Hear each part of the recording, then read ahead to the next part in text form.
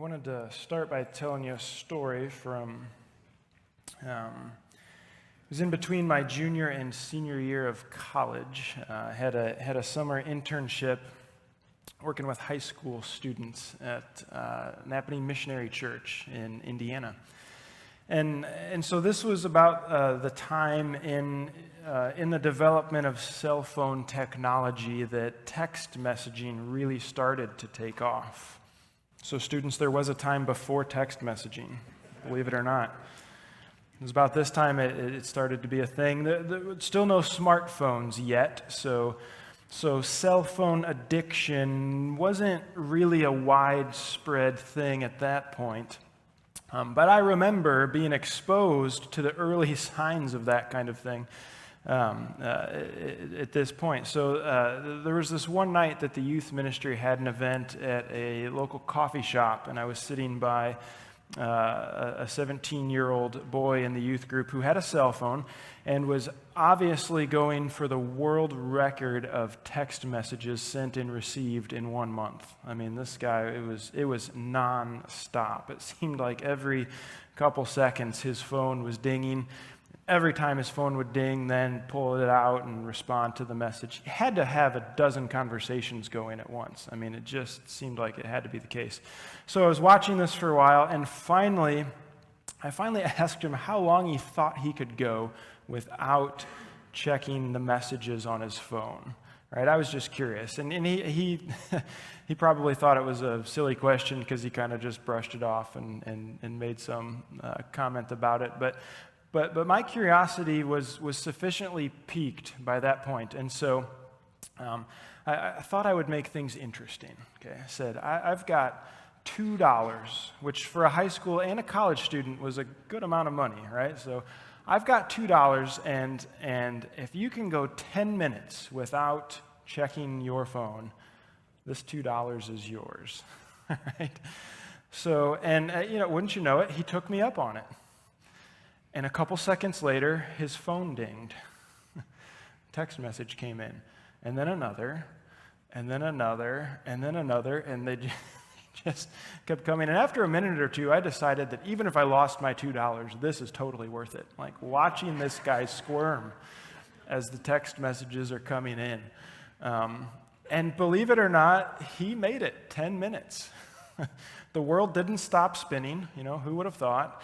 And I gave him the $2 that I owed him. I did not think he would make it, but apparently he tried hard and he got it. Now the reason I bring that up this morning is because if I had not challenged that guy in the way that I did, there's no way he would have gone 10 minutes that evening without checking his phone. There would not have been a 10-minute period of time where he did that. There's just no way without that challenge I put before him.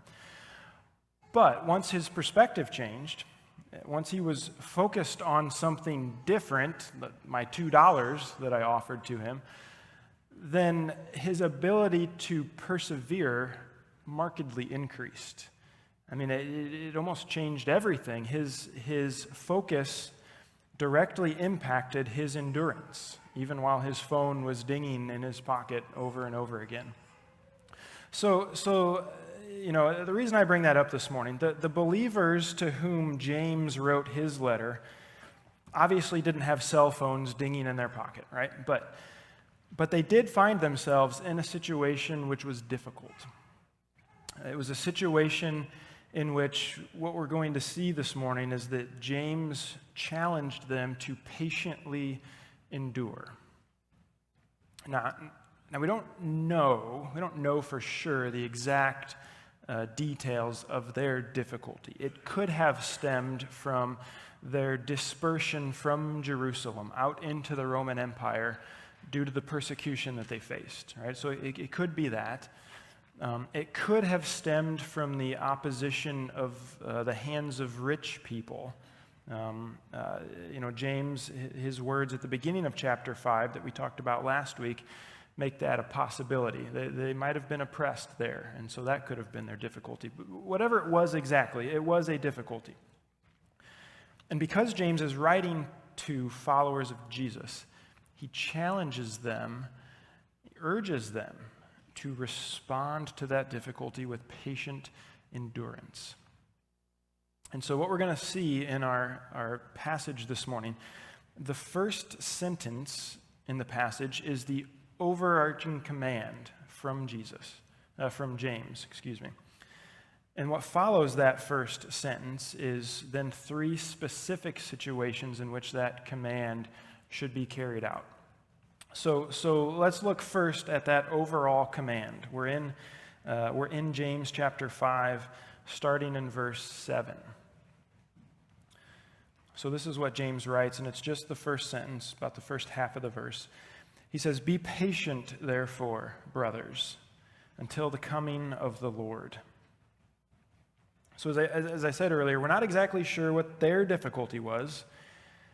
Due to James telling the believers to be patient, therefore, I'm led to believe that patience is urged in light of what James had just talked about in his letter, which would be, the rich oppressors that he mentioned just a few verses earlier. So, in light of those rich oppressors, how they were treating them, treating them quite poorly, we can be certain that the believers are urged to be patient and endure their difficulty. But again, even if that wasn't the specific situation that James had in mind, that's the overall message of today's passage. The command is to respond in patience to the difficulty at hand, not to seek to take control of the situation, force a certain outcome, but to be patient. And we'll look at the practical applications of that real shortly, but that's the main point. Be patient. But why is patience the response that James calls believers to have? When he looks at what was going on, when he sees the difficulty in their lives, and he says, "Be patient, brothers," why that? Why is that what he said? It's what he goes on to say at the end of that sentence. "Be patient, therefore, brothers, until the coming of the Lord." The Lord is coming. And since Jesus has already come to earth and ascended back into heaven at this point, we can more clearly say that the Lord is coming again. Be patient, brothers. The Lord is coming. He's coming again. The believers are called to patience up until the return of Jesus to the earth. In the face of hardship, difficulty, suffering, be patient and trust that Jesus will return. That's what James is saying here. It's such a simple statement, right? Such a simple concept there, but one that admittedly leads to plenty of questions, doesn't it? It's not hard to understand what James is saying, but the why behind it can be difficult, and the actual putting it into practice can be so difficult as well. And when you think about a difficulty in your own life, the last thing you may want to hear is "be patient," right? Or I'll at least speak for myself. That's the last thing I want to hear, "be patient." When we look at our state or our country or our world, and the last thing we may want to hear is "be patient." But whether we want to hear those words or not, we need to hear those words. And what James goes on to do then is he highlights three specific difficulties in which we ought to be patient. He gives us three examples of patience and three reasons why patience, and ultimately what he's talking about is patient trust in Jesus, is a good thing. So, as we get ready to look at these three examples, you can see in the sermon notes, if you look there, that points 2 through 4 all start with the word "behold." Now, I did that because James uses the same Greek word 3 times to draw our attention to 3 examples. I would love to ask the ESV translation team why they translated that Greek word as "see" in verse 7 and then "behold" in verses 9 and 11. It's the exact same usage of the exact same word all 3 times, and "see" and "behold" are both valid translations. Neither one is wrong. I just wonder why they didn't use the same English word to highlight the development of James's argument here. I'm just not sure. But because I wrote my sermon notes, I just used behold every time to kind of give us a roadmap there. So let's look at who we are to behold or see first, and that would be the farmer. So halfway through verse 7, James says this: "See how the farmer waits for the precious fruit of the earth, being patient about it until it receives the early and the late rains. You also be patient. Establish your hearts, for the coming of the Lord is at hand." Now, there's lots of professions that require patience, no question. But being a farmer is most definitely one of them. And patience in farming is required in many ways, but perhaps the most obvious is in terms of rainfall, isn't it? So farming is a little different in our neck of the woods, but in Israel, when it comes to the wheat and the barley crops, rain was needed soon after the seeds were planted in the fall, which is the early rains, and then rain was needed again before the crops were harvested in the spring, which is the late rains. So when James references early and late rains here, that's what he's talking about. A farmer in that context really had two choices. You could stress and fret and worry about whether the rain would come. You can anxiously watch the sky each day to see if the rain clouds are going to form and the rain's going to fall. Or you can be patient and trust the God of the universe to provide what is needed in order to bring about the harvest, or the phrase James uses, the precious fruit of the earth.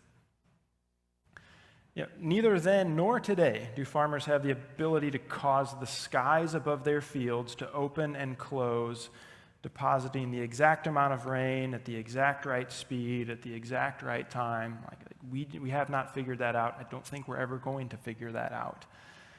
Never is a farmer guaranteed all or any of those specific things, the right rain at the right speed at the right time. Instead, what they have to do is plant their seeds in the ground and patiently wait on God to provide the necessary rainfall.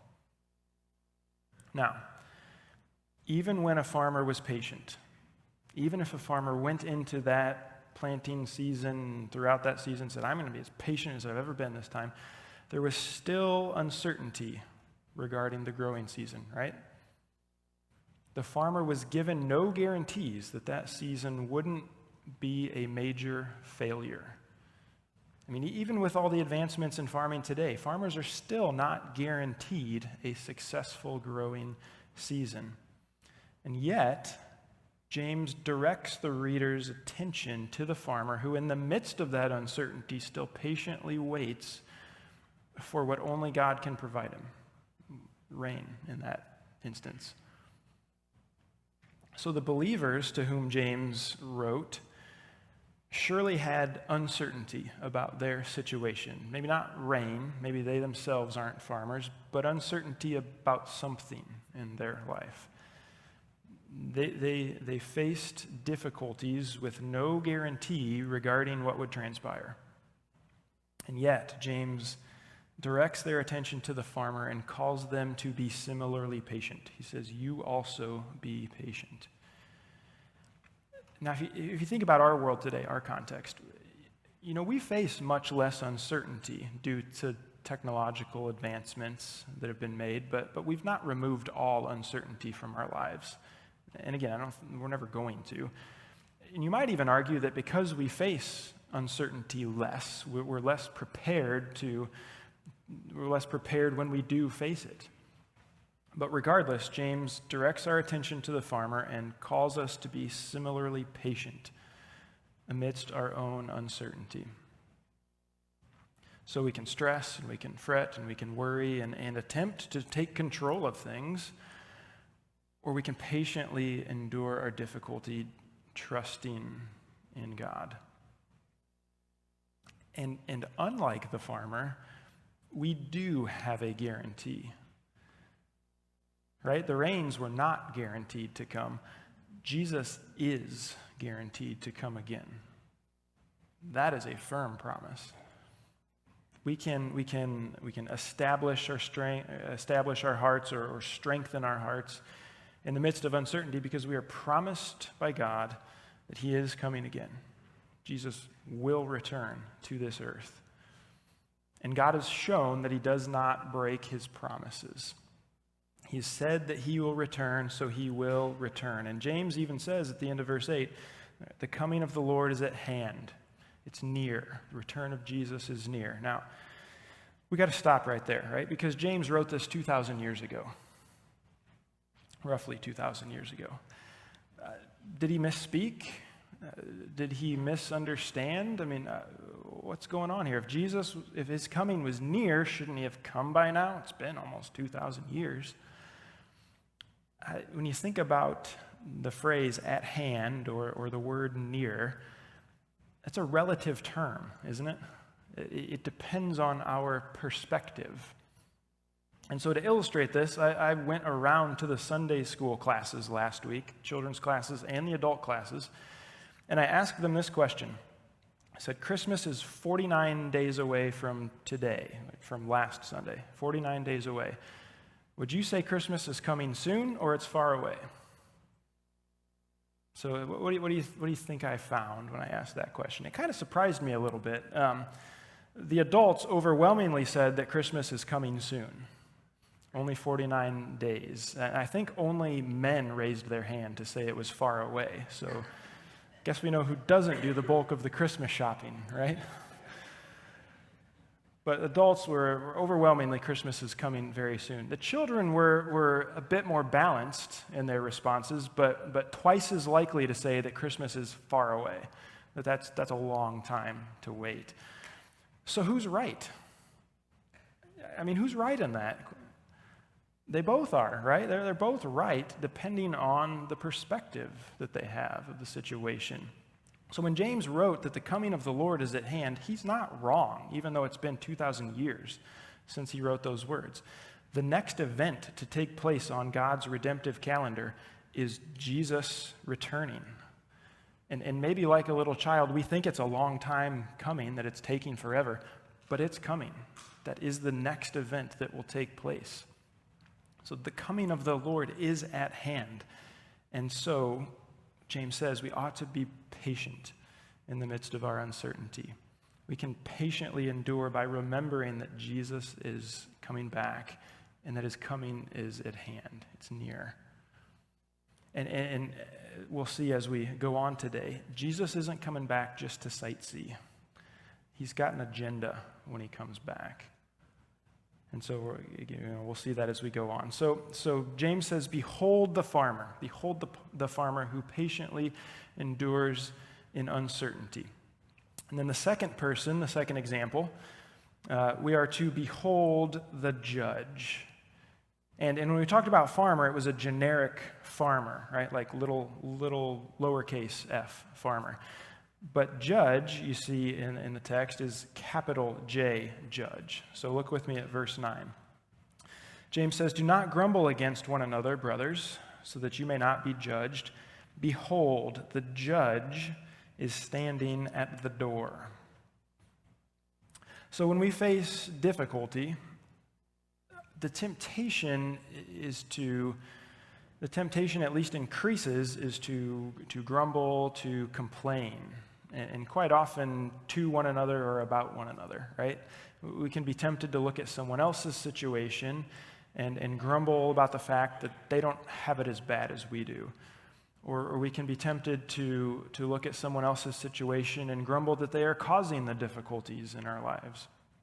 Or our situation might not have anything to do with this other person, but we still grumble because we're just taking out our frustration on others. And in other words, we can look at our own difficulties, and when comparing them to other situations, we see injustice.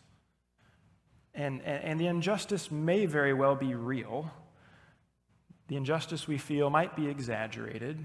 The injustice we feel might be just something that it's completely imagined. We're coming up with that in our own mind. But either way, we focus on injustice.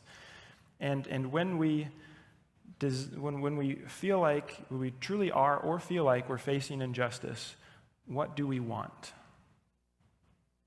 It's kind of a trick, not even really a trick question. We want justice, right?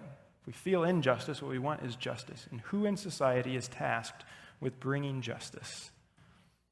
Judges. That's the point. The reason the believers are called to patiently endure injustice is not because a human judge will bring justice to them, but because the divine judge is at the door. He is bringing justice. Think about Revelation chapter 5. Jesus is described as both the lamb and the lion.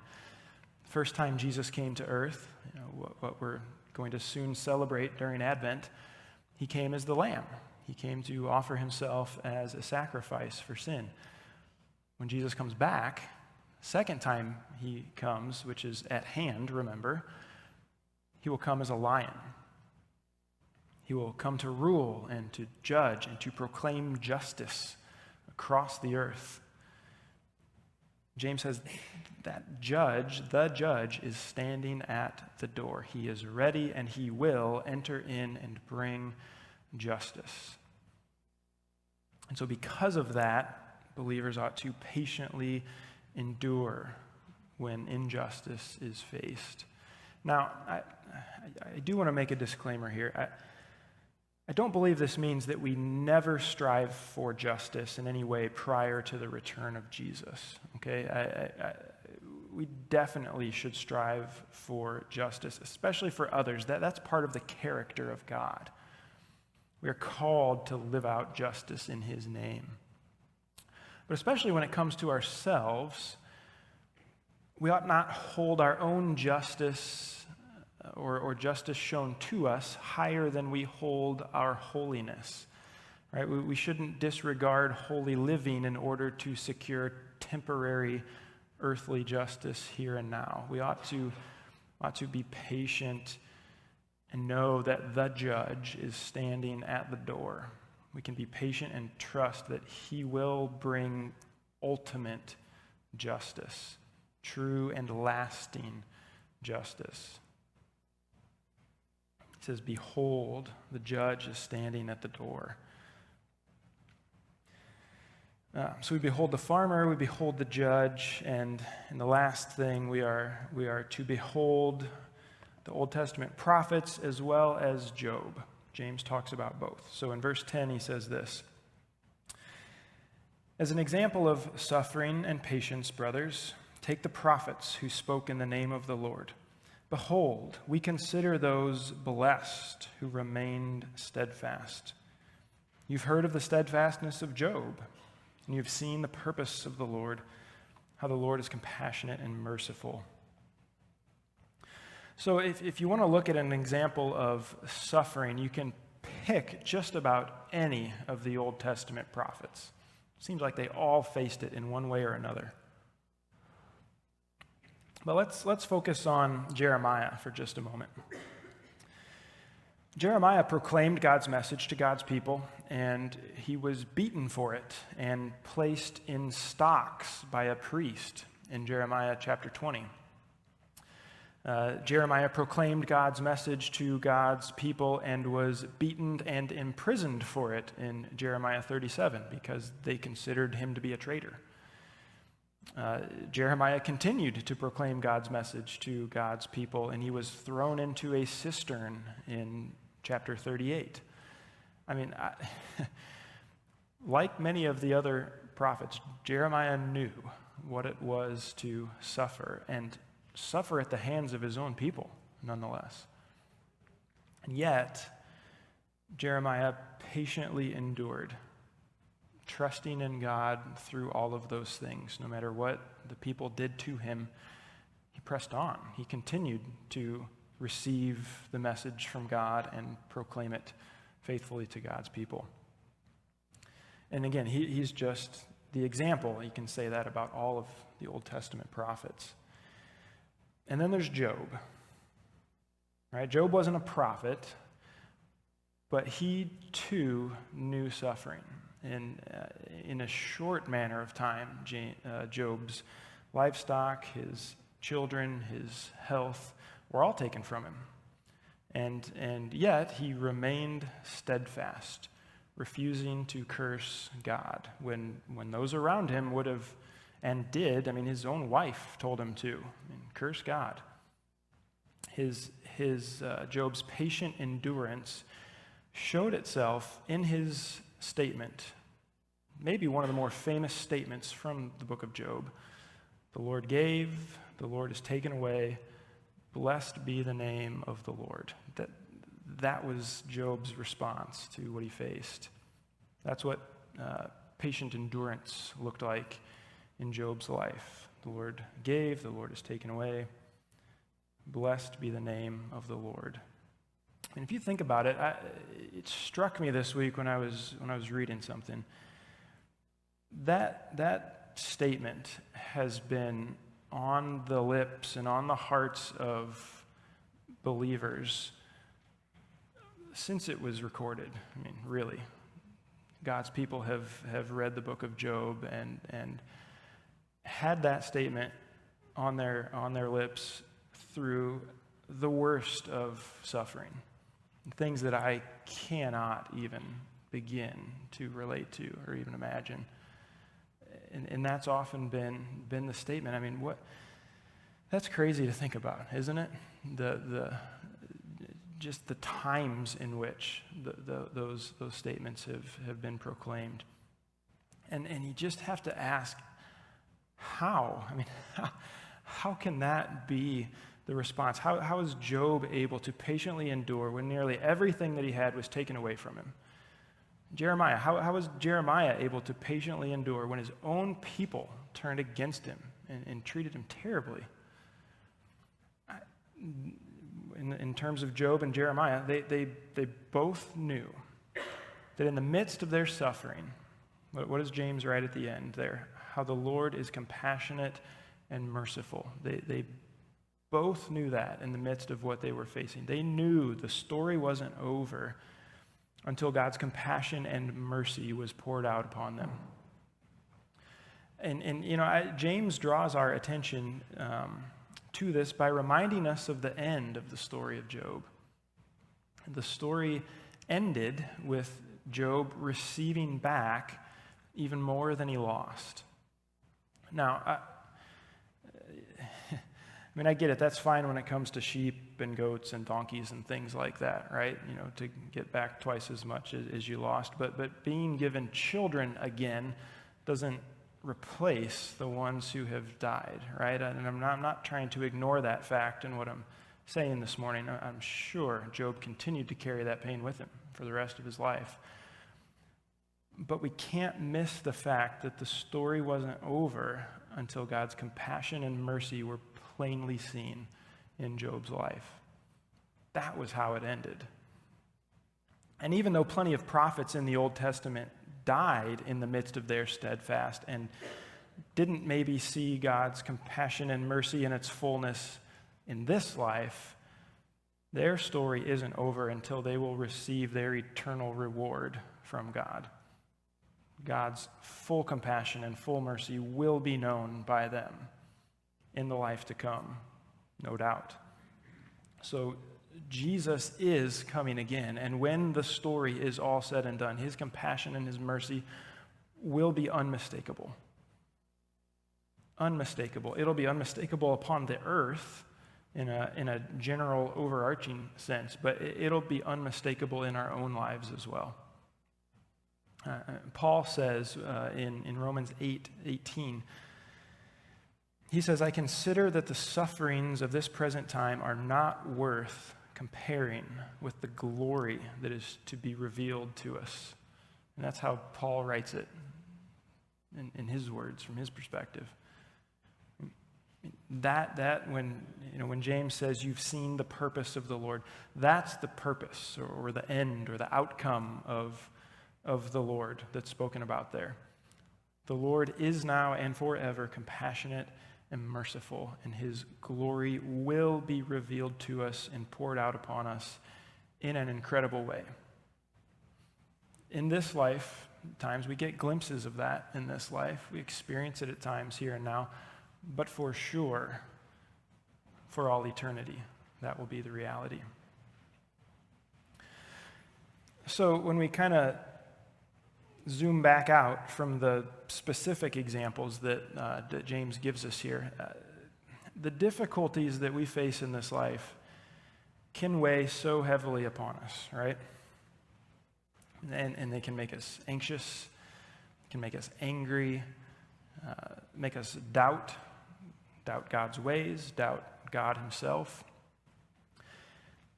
In all of those reactions, responses, the temptation is to grab a hold of the reins and try to take control of our life, right? It's like, God, if you're not going to do it the way I think you should, or the way I want you to do it, or the way that makes sense to me, then I'm going to do it myself. Why should I trust you? I'm just going to have to try and fix things on my own. That can be the temptation. But James urges us to let go of the reins and allow God to be in control. To be patient as we endure the difficulties of this life, knowing that Jesus is coming again. I mean, that is the ultimate sign that God is in control. Jesus is coming again. You know, if Jesus wasn't coming again, then what's the point in being patient? What's the point in patient endurance? It'd be futile. We might as well try to fix things ourselves if Jesus is not coming again. But he is coming again, and we can be certain of that. And you know, as I said earlier, he's not coming back to sightsee. He's coming back to judge justly. He's coming back to compassionately and mercifully set all things right that have been damaged by sin. And if we're honest, in the darkest of days, it can be tough to remember that, isn't it? It can be so tough to remember that. Our immediate situation and the perspective we have in that situation can overwhelm us. Our emotions can lead us to a place of doubt. And that's why we need each other in this. We need to speak the truth of Jesus' return to each other. On the days when I'm having trouble remembering or holding on to Jesus' imminent return, I need you to speak it into my life, to remind me of it.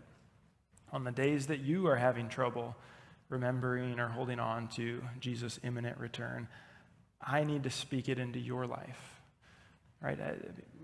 One of the grandest blessings of being part of a local church is that we do not have to patiently endure alone. I mean, what a blessing that is. God has given us each other to support and to encourage and uphold one another during all the difficulties, all the many difficulties of life that we face. The writer of Hebrews said it this way. He said, we should not neglect meeting together, as is the habit of some, but we should encourage one another all the more as we see the day, and it's a capital D day. He's talking about the day of Jesus' return. So we see that day drawing near. So let's hear James's call to patiently endure because we see that day approaching. That day is coming. And let's walk with one another in that journey, encouraging one another, reminding one another that that day is approaching, even when it's night, right? Even when it's so dark that it doesn't feel like it'll ever be day again. The day is coming, figuratively and literally.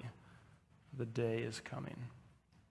We can help each other in that, remind one another that is how we can patiently endure through what we face in this life. So let's together stand before God.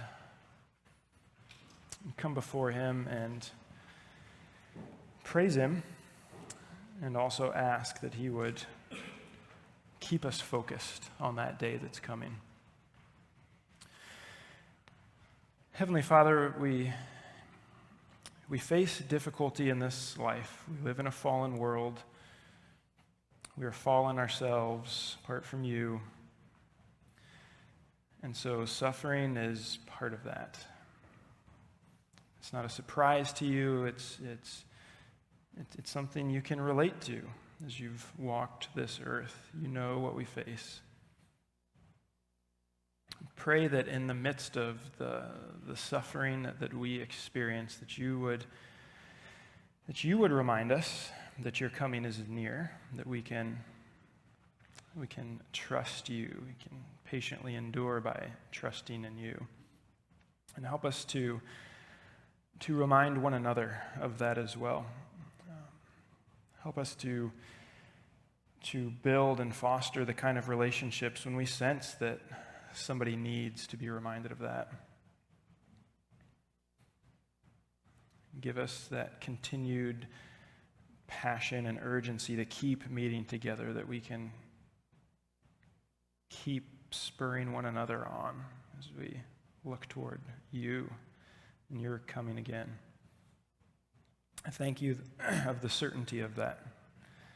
God, we know that you will return. It seems far away. Seems like it's not coming. We so often wish it would be here sooner. But help us to rest in you and know that it is, that the coming of the Lord is at hand. Thank you for the promise of that. We thank you for the hope of that. We thank you that you love us enough to come back. We pray these things in your name this morning. Amen. The